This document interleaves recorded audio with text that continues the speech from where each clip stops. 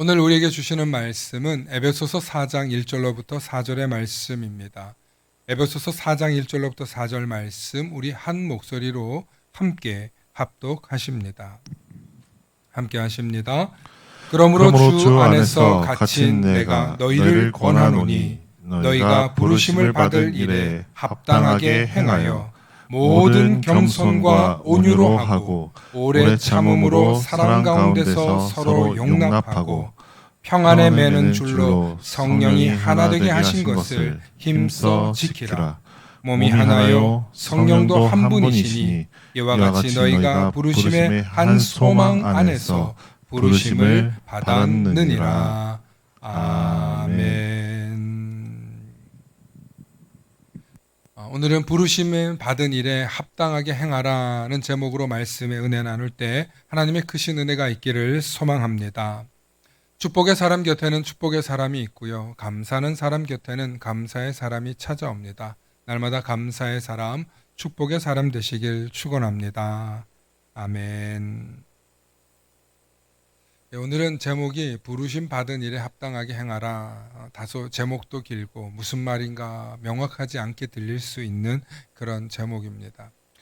그렇다 보니 설교도 어려울 수 있어서 제가 PPT도 많이 준비했는데 여전히 지난주 설교를 듣지 않고는 잘 이해하기 어려운 내용이더라고요. 지난주에 제가 무슨 말씀을 나눴냐면 로마서 12장 말씀을 통해서 우리를 교회로 부르신 하나님의 뜻, 특별히 이 만나교회, 이 시대에 젊고 또 아직은 미약한 이 교회에 부르신 이유에 대해서 여러분들과 살펴보았는데 첫 번째는 우리를 거룩한 산 제물인 예배자로 부르셨다는 것입니다. 그래서 우리는 따릅시다. 영적인 예배자. 네, 우리를 산 제물로 드릴 때 영적인 예배가 될 수 있습니다. 여러분들은 앉아서 듣기만 하고 보기만 하면 예배자가 아닙니다. 정말 나를 드리는 심정으로 구약의 제사장이 조각조각 내서 그 제물을 바쳤던 것처럼 여러분 우리가 우리의 죄를 대신 조각조각 내서 주님 앞에 드리는 그런 예배가 되실 수 있기를 축원합니다. 두 번째는 그리스도 안에서 깨어진 개인이 아니라 한 몸 된 지체로서 정체성을 가져야 된다는 것. 여러분 우리는 한 가족입니다. 교회 안에 모인 우리가 한 가정이라는 사실을 잊지 마십시오. 그리고 세 번째, 각자에게 주어진 다양한 은사로 재능으로 서로를 섬겨 교회를 세우게 하기 위함이고, 네 번째는 비록 우리는 불완전하고 부족한 투성인 존재지만 서로를 용납하는 진실한 사랑을 우리가 실천해야 한다는 내용이 지난주의 설교였습니다. 다시 한번 그것을 좀 요약하면, 간단하게 하면 우리를 예배자로 부르셨다는 것이고, 우리를 그리스도 공동체 안에 한 지체로 부르셨다는 것이고, 그 지체가 교회를 세워나가기 위해서 우리가 섬기는 자로 우리를 부르셨다는 것이고, 마지막으로 네 번째, 우리는 사랑의 공동체여야 한다는 것입니다. 아마 화면으로 보셔도 우리가 흐리기 때문에 잘 안 보이실 수 있습니다. 지난 그 성경학교 때 재밌는 에피소드가 있는데, 목사님이 천국과 지옥을 그림으로 이렇게 보여줬는데 둘 다 지옥처럼 보였어요. 화면이 너무 안 좋아가지고. 그러면서 이번 기회에 만나게 화면 좀 바꾸라 그러시길래 또 그럴 날이 올 줄로 믿습니다 하고 얘기를 했는데, 돈이 너무 비싸요 그게.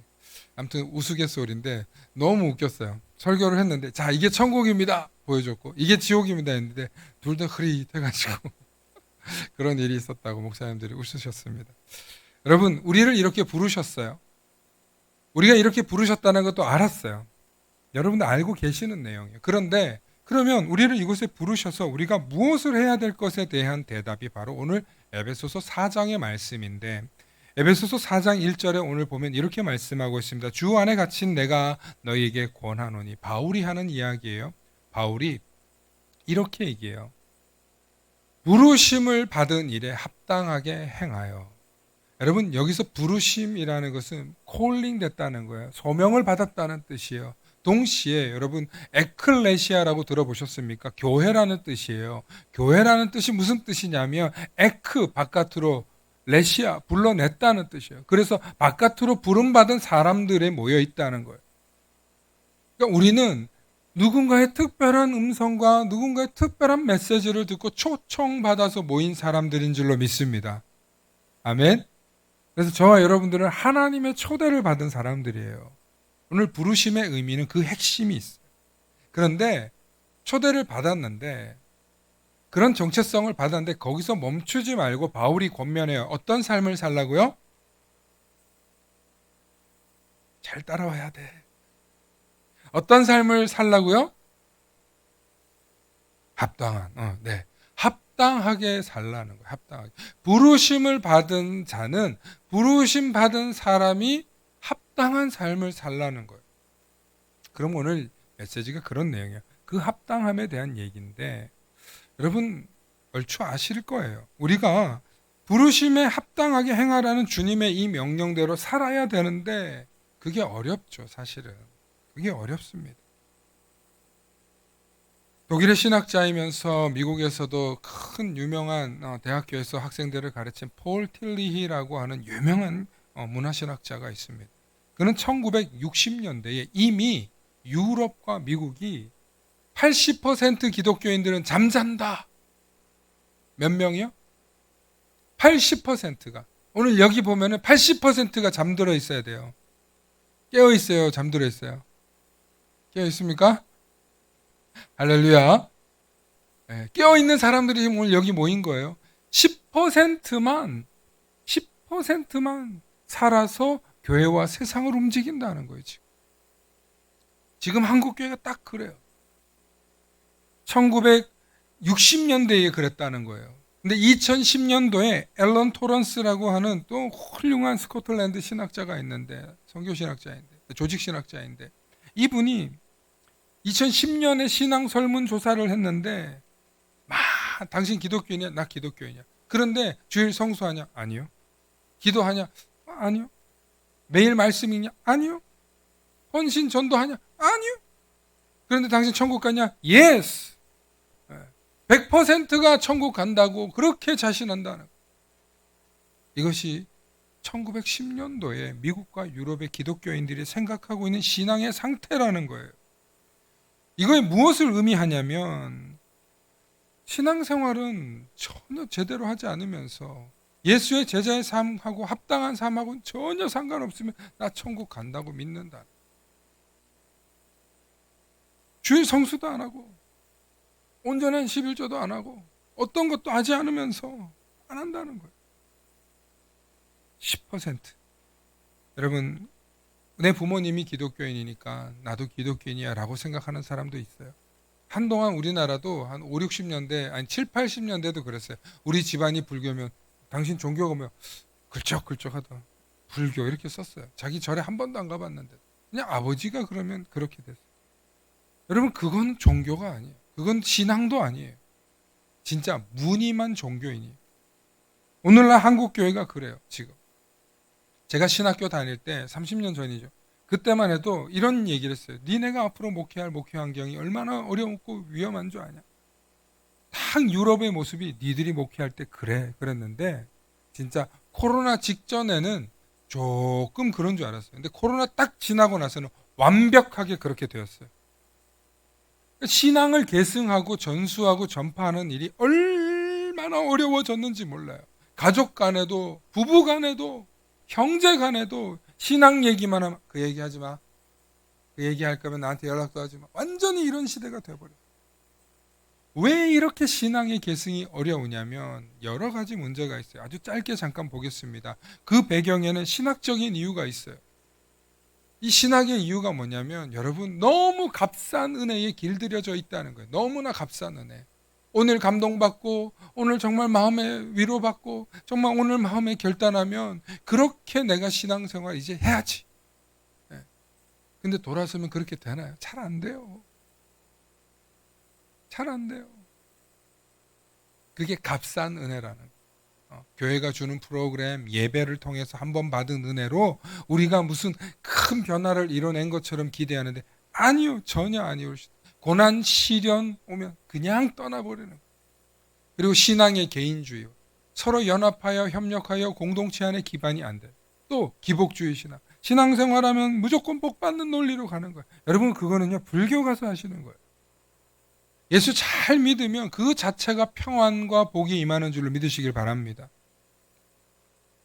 두 번째는요, 사회 문화적인 요소가 있는데 우리 사회가 세속화도 굉장히 극심해졌지만 다원주의가 심해졌어요. 어떤 문제가 있냐면 기독교가 진리가 아니라는 거예요.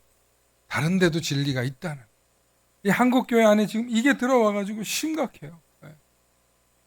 얼마 전에 어떤 목사님이 미국에서 무슨 신학교 박사고 무슨 목사고 그런데 In the name of Jesus, 예수님의 이름으로 기도합니다가 아니라 누구 신의 이름으로 기도합니다. 이러고 있다는 거예요. 미국에 지금. 여러분 한국이 조만간 그러게 생겼어요. 우리 교단에도 그런 사람이 있어가지고 축출 한 해 만에 난리도 났었어요. 예수가 절대적인 진리고 오직 하나님이 우리의 구원자시라는 이 믿음의 고백을 못하고 있는 거예요. 그래서 무슨 어디에 가입해 있다, 어디에 단체에 있다, 여러분 그런 게 중요한 게 아니에요. 정말 우리의 본질이 예수 그리스도에게 구원이 있다는 걸 믿으시길 축원합니다. 세 번째로는 역사적이고 구조적인 문제인데 우리 시대가 이제 기독교 문화권이 더 이상 영향력을 못 미치는 거예요. 왜냐하면 많은 사람들이 기독교 하면은 옛날엔 정말 좋았는데 지금은 별로예요. 이기적이고 자기들밖에 모르고 자기 희생하지 않고 정치적인 도구로 사용하고 이렇게 되니까 기독교가 얼마나 욕을 먹고 있는지 몰라요. 안 그래도 코로나 때문에 힘들어졌는데 코로나 이후로 막 더 어려워지는 거예요. 또 하나 성공한 교회, 성장한 교회들이 전부인 양 그들이 기독교 전체인 대표를 얘기하는데 여러분 그 사람들 대표 아니에요. 진짜 대표는요 저 시골 교회에서 이름 없고 빚도 없이 가난한 어른들하고 정말 시골 소장농들하고 정말 어려운 사람들과 함께 예배드리는 그 사람들이 하나님의 주인공인 줄 믿으시길 축원합니다. 제가 도시교회에 있지만 여러분들 이렇게 오셨다고 해서 우리 교회 성장했다고 해서 제가 주인공 아니에요. 교회 성장한다고 제가 주인공 아니에요. 우리가 주인공 아니에요. 저 시골 교회에서 정말 몇 명 없는 곳에서 신앙 지키는 사람들 그들과 모여서 예배드리는 거 그분들이 하나님이 눈여겨보시는 자리인 줄로 믿으시길 축원합니다. 아름답고 전문가들이 모여서 예배드리고 중요하지 않아요. 정말 우리의 심령을 이 세상에서 들었던 눈과 귀를 보았던 것들을 다 각을 떠서 정말 제물을 바치는 심정으로 산 제물을 바치는 심정으로 예배를 드리지 않으면 그건 예배가 아니에요. 여러분 시골에서 농사 짓다가 예배 드리시는 분들이 얼마나 힘들게 예배 드린 줄 아세요? 새벽부터 나가서 노동을 하다가 주일 그 하루만 나와서 잘 차려입고 예배 드리는 그분들을 보면요 눈물이 난대요. 눈물이. 그런데 시골교회에서 그 시골교회에 있는 목사님들은 대부분 피부가 어때요? 맞아요. 까매요. 어제 이제 선배 목사님이 시골을 섬기는 분들이 그 목사님이 저한테 메론을 하나 보내오셨어요. 선물로 보내셨더라고요. 선물로 보내서 제가 2박스 더 샀어요. 엄청 비싼데 다 선교에 쓰이니까. 그 자리 지켜주시는 목사님들이 귀한 분들인 줄 믿으시길 축원합니다. 여러분 그분들이 이 시대의 교회의 주인공인들인데 왜 자꾸 대형교회 목사들 자꾸 조명하냐고요. 속지 마세요. 속지 마세요. 여러분 거기 속지 않을 수준 되시잖아요. 아멘. 속고 있었어요? 목소리가 작은데 대형교회 목사들한테 속지 마세요. 네. 큰 차에 뭐 좋은 차 뭐 이런 거 다니는 거 여러분 하나도 그거 정말 하나님 안 기뻐하세요. 정말 두렵고 떨리는 마음으로 자리에 서야 돼요.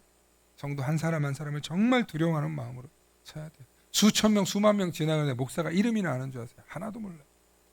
그만 얘기해야지. 여러분 깨달으시라고 우리 주님 뭐라고 하시냐면 나더러 주여 주여 하는 자마다 천국 들어가는 게 아니라고 분명히 말씀하셨어요. 하늘에 계신 내 아버지의 뜻대로 행하는 자라야 들어가는 줄을 믿으시길 축원합니다. 그럼 우리가 그렇게 신앙생활해야 진짜 그리스도인 되는 건데요. 그 다음이 또 있어요. 거기서 머무르는 게 아니라 우리 자녀들에게 보여주어야 돼.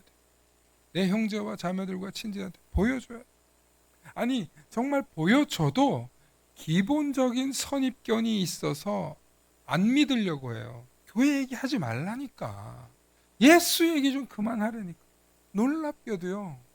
가족이고 형제고 친지도 예수 얘기만 하면은 그렇게 불편해요. 왜 그럴까요? 뭐가 막고 있기 때문에 그럴까요? 악한 세력이, 죄가 그 속에 도사리고 있기 때문에 복음만 들어가면은 평상시엔 괜찮은데 복음만 들어가려고 하면은 이게 그 속에서 역사하는 거예요. 그래서 복음 전하는 일이 정말 어려운 일이에요. 여러분 전도해보면 알아요. 가족들에게 복음 전해보면 알아요. 그렇게 멀쩡하고 괜찮은 사람이 예수 믿어라고 하면은 그렇게 알러지 반응이 나는 이유가 뭘까요? 죄 때문에. 그런데 그런 사람을 보고 저거 마귀 들려서 그렇다, 저거 죄 때문이라고 이렇게 얘기하면 그 사람이 어떻게 될까요? 더 안 믿지. 더 안 믿지. 그래서 바울이 뭘 하라고 우리에게 가르쳐 주시냐면요. 바울이 서로를 품어내는 겸손과 온유가 필요하다는 거예요. 에베소서 4장 2절 말씀 우리 함께 읽어보십니다. 함께 읽습니다. 시작. 모든 겸손과 온유로 하고 오래 참음으로 사랑 가운데서 서로 용납하고. 아멘. 놀랍게도 하나님의 일을 하기 위해서는요. 우리 한 사람 한 사람이 일을 하지만 그러나 하나님의 일은 혼자 못하고 함께 할 때 능력이 나타나는 줄로 믿습니다. 함께 하기 위해서 하나님이 우리에게 원하시는 게 있는데 바울이 깨달았어요. 바로 겸손과 온유로 하고 오래 참음으로 하고 사랑 가운데 서로를 용납해야 된다는 거예요. 저 사람이 지금 죄 가운데 있어서 저렇게 말을 하고 저 사람이 지금 죄가 그 심령의 또하리를 틀고 있기 때문에 불편해하고 저주를 말하고 교회를 비판하고 예수를 비난하지만 그 사람 속에 있는 죄가 떠나가면 그도 우리의 형제요 자매요 하나님이 지으신 하나님의 자녀인 줄로 믿으시길 바랍니다. 이게 너무 어려운 거예요. 놀랍게도 하나님께서는 우리에게 그 일 같이 하자고 우리를 하나님의 자녀로 부르신 줄로 믿습니다. 하나님의 일은 결코 혼자 할 수 없습니다. 함께 해야 됩니다. 그래서 우리가 함께 하기 위해서 겸손과 온유가 필요한데 여러분 에베레스트 산을 올라가기 위해서는 그 네팔이나 그 지역에 그 현지인을 쉐르파라고 하는 사람들이 있어요. 안내자이면서 짐꾼들인데 그분들과 함께 안 올라가면 못 올라가요. 그런데 그 쉐르파는 족장 부족들인데 거기서 최고로 추앙받는 쉐르파가 이런 말을 했어요. 뭐라 그랬냐면 누가 최고의 쉐르파냐 그러면 이렇게 말해요. 가장 높이 올라가고 가장 빨리 올라가는 사람이 아니라 동료들을 잘 기다려주는 사람이 최고의 쉐르파라는 거예요. 무슨 얘기냐면 이 에베레스트 산에 또 다른 그 별명이 있는데 죽음의 산, 죽음의 언덕, 무덤이라는 그런 죽음의 무덤, 이런 뜻을 가지고 있어요. 워낙 많은 사람들이 등반했다가 거기서 죽잖아요. 그러니까 같이 올라가서 같이 안전하게 내려오기 위해서는 잘하는 사람 위주로 가는 게 아니라 못하는 사람도 끝까지 안전하게 인내하면서 함께 가줄 수 있는 사람이 최고의 쉐르파라는 거예요. 이건 교회 공동체도 마찬가지예요. 교회 안에 보면 훌륭한 사람들이 있어요. 뛰어난 사람들이 있어요. 그 사람들 중심으로 교회가 돌아가면 그 교회는 처음에는 성과가 있는 것처럼 보이지만 나중에는 분열한다는 거예요. 우리 교회는 전도와 선교라는 거룩하고 높은 뜻을 가지고 있어요. 그런데 그 일을 해내기 위해서는 일단 우리 안에 형제들을 돌보고 하나 되어 힘써 하나 될 수 있도록 우리가 인내하고 기다려야 될 줄로 믿습니다. 이제 만나게 오셔서 이제 친해지고 안지 얼마 안 되는 과정 속에 있어요. 서로를 깊이 알아가다 보면 이런 점이 부족하고 이런 점이 문제가 있고 하는 걸 여러분들이 알아가시게 될 거예요. 그런데 거기서 아유 왜 저런 사람이 교회를 다녀? 이게 아니라 맞아. 나도 이런 문제가 있지. 그래서 여러분들의 문제점을 다 까발리라는 얘기가 아니라 우리가 그런 문제와 연약함이 있다는 걸 어떻게 해요? 겸손과 온유로 인내하고 합당하게 합당이 아니에요. 뭐죠? 오래 참음으로 용납할 수 있는 사랑 안에서 하실 수 있는 저와 여러분들 되실 수 있기를 바랍니다. 교회 안에는 그런 일이 너무 많아요. 그래서 힘써 성령이 하나 되게 하신 것. 여러분 우리가 새롭게 하나가 되는 게 아니에요. 예수 그리스도를 중심으로 성령 안에서 힘써 하나가 되는 걸 지키실 수 있기를 축원합니다. 여러분 혹시 커다란 음악 홀, 콘서트 홀 가보셨어요? 거기 가면 오케스트라 연주를 하는 사람들이 있는데 막 조율하는 소리가 들려요. 잉잉 막 이렇게 들려요. 막 그러다 보면 안 들리는데 그렇게 되면 그 상태로 음악을 하면 완전 소음이 되겠죠. 근데 어떻게 하냐면 조율이라는 걸 해요. 오보에 연주자가 이렇게 오보에 하는 연주자가 A 키를 불어요. 그러면 플룻, 뭐 바이올린, 또 뭐 첼로, 많은 악기들이 전부 다 그 A 키 라에 맞춰요. 오보에 라에. 그게 규칙이래요. 그래서 그거 맞추는 소리도 참 재밌어요. 그렇게 맞추고 난 다음에 연주를 하면 아름다운 하모니가 되는 거죠. 교회 안에도 이렇게 예수 그리스도라는 기준점으로 아름다운 하모니가 되실 수 있기를 축원합니다. 여러분 우리가 교회에서 이 모양도 옳고 저 모양도 옳은 것 같아요. 다 틀렸어요. 우리가 가장 옳은 건 누구예요? 예수 그리스도인 줄로 믿으시기를 축원합니다. 예수 그리스도가 기준점이기 때문에 그분을 바라보면 다 해결되는 거예요. 그런데 자꾸 내 경험, 내 고집, 내 세상에서 있었던 이런 경험을 얘기하다 보면 물론 그런 것도 필요해요. 그런데 그게 최고점이 아니라는 거예요. 기준점은 예수 그리스도인데 예수님이 우리에게 경고하신 게 있어요. 그게 뭐예요? 바리새인의 누룩을 주의하라고. 이 바리새인의 누룩이 바로 죄입니다. 죄. 벤자민 리들러라고 하는 분이 죄 죽이기라는 책으로 소개했는데 그 책에는 이런 내용이 나와요. 바울이 손에 붙은 독사를 불에 떨어버린 그 이야기를 가지고 이야기하는데 바울이 손에 붙었던 이 독사를 불에 떨어버린 것처럼 우리도 죄를 떨어버려야 된다. 우리에겐 항상 죄가 있다는 걸 인식해야 돼요. 언제든지 자범죄나 원죄나 이런 것들이 우리를 침투해 두고 들어오려고 그래요. 그걸 예수 그리스도라는 기준점으로 계속 깎아 나아가야 돼요. 예수 그리스도가 기준점이 되려면 무엇이 우리에게 들어와야 그 기준점을 알게 되겠습니까? 말씀이. 말씀. 제가 늘 하는 얘기가 있어요. 여러분 따라해 볼까요? 성령 충만은 말씀 충만이다. 말씀 충만은 순종으로 완성된다. 여러분 굉장히 어려운 단계예요. 사실은 말씀 충만이 성령 충만이고 성령 충만이 말씀 충만인데 이 말씀 충만이 이루어지려면 반드시 순종으로 이어져야 돼요. 너무나 당연한 얘기인데 그게 어려워요. 믿음의 분량에 따라서도 다르지만 믿음의 경험치에 따라서도 다르지만 무엇보다도 기도의 분량들이 다르기 때문에 이게 다 달라요. 사랑하는 성도 여러분, 우리를 하나 되게 하지 못하는 죄가 있어요. 우리를 걸려 넘어지게 하는 죄가 있어요. 시기, 질투, 미움, 다툼, 평가, 비판. 필요에 따라서 비판도 필요하고 평가도 필요할 수 있어요. 그런데 본질적으로 그것이 하나됨을 해치는 일이라면 우리가 굉장히 주의해야 된다. 왜냐하면 그것이 죄가 되고 교회를 깨트릴 수 있는 일이 되기 때문입니다. 그리고 마귀는 그것을 가장 기뻐합니다. 에베소서 4장 4절에 몸이 하나여 성령도 한 분이시니 이와 같이 너희가 부르심의 한 소망 안에서 부르심을 받았느니라. 지금 계속 부르심에 대한 얘기를 해요. 제가 앞서 말씀드렸습니다. 부르심은 콜링이에요. 하나님이 불러서 모인 사람, 하나님이 불러서 모인 우리가 해야 될 일은 뭐예요?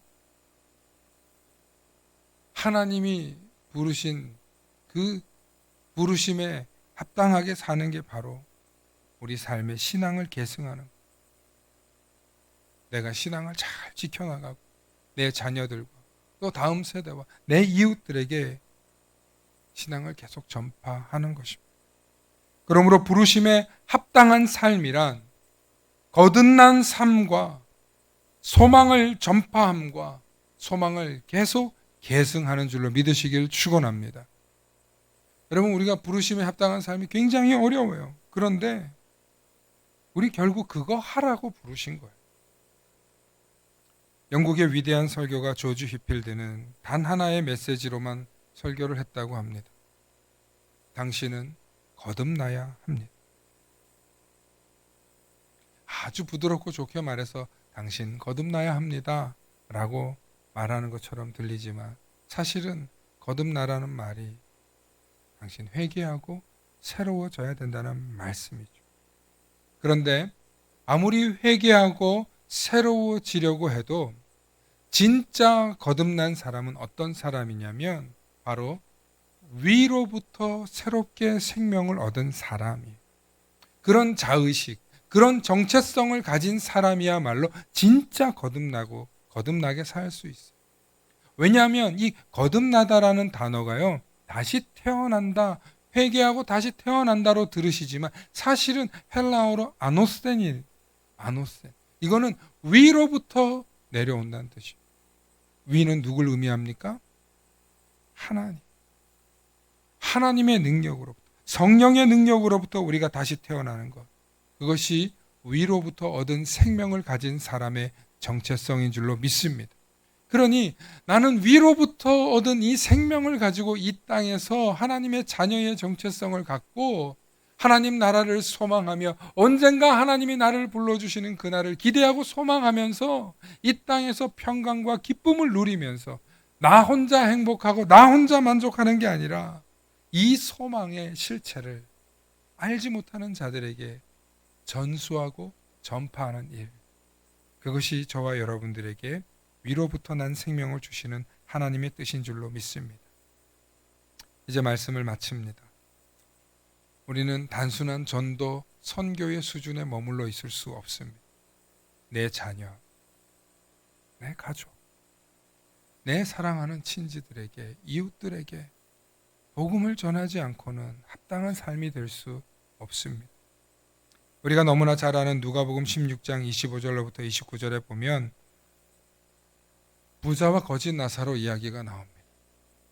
거기에 부자가 죽어서 지옥에 가서 아브라함에게 이렇게 부탁합니다. 27절에 그러면 아버지여 구하노니 나사로를 내 아버지 집에, 이 땅에 있는, 이 세상에 있는 내 아버지 집에 좀 보내주십시오. 거기에는 내 형제 5이나 있는데 그들에게 증언하여 이 천국과 지옥이 있다는 걸 증언해줘서 그들이 이 고통받는 곳에 오지 않게 해 주십시오.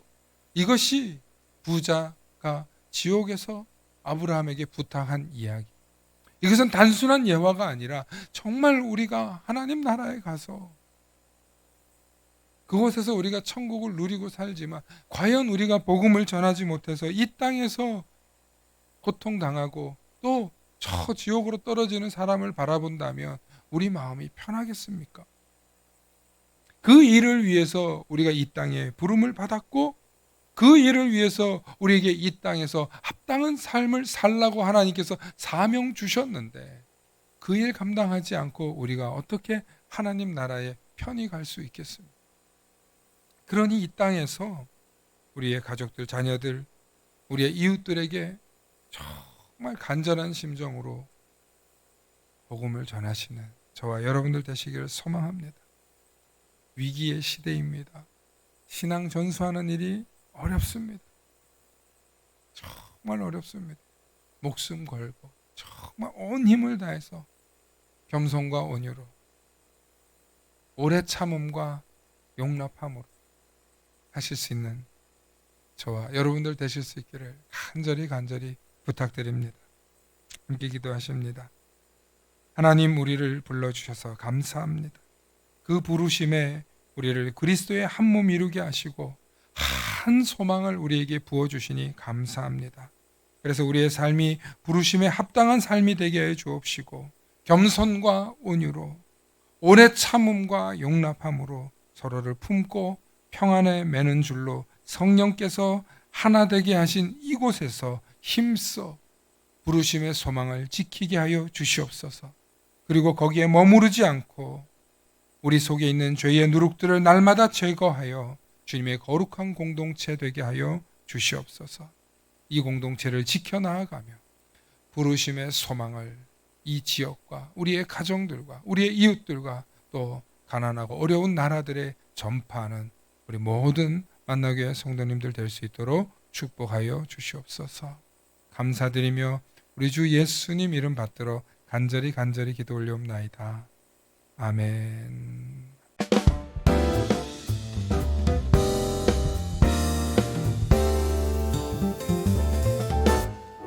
주님의 진리 찾는 자는 주님의 발자취 밟는 중에 주님의 설리 알게 되며 주님의 크신